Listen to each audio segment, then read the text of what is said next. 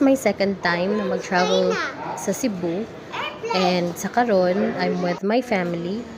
Na ako ang partner, my children, ako ang sister-in-law, my pamangkin, and her family as well.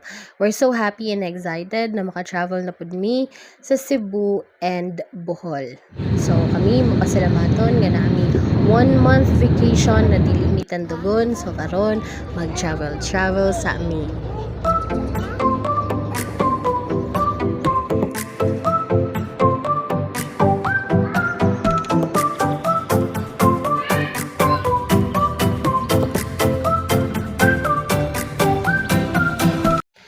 This is the penthouse that we booked for 3 days, and this is worth 9,600. Good for 6 adults and 4 children. So nag-isa mi sa isa ka kwarto, though there's a bed outside like nasa sala, pero you know, one for all for one. And then there's the kitchen, kompleto pud na siya diha. Napo isa ka room, kana siya mo na isa ka room, and napo siya sariling CR. Og karon na anami sa Ocean Jet padulong Bohol. The fare is 800 pesos, and sa mga bata half lang siya, except lang kang dudong since he's still 1 year old, so free siya. As you can see, makita natin dala ang bridge padulong Cordova, Cebu, kung saan makita ang 10,000 roses. And now naabot namin sa Bohol.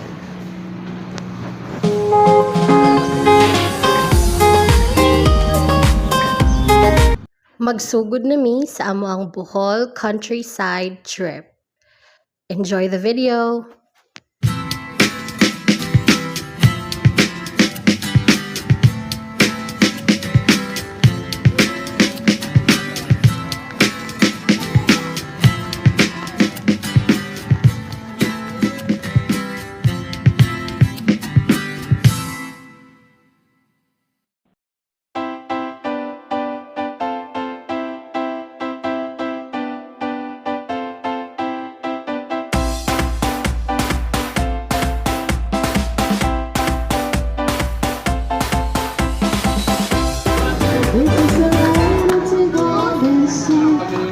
This is a home of another home. We wish you a happy time going on.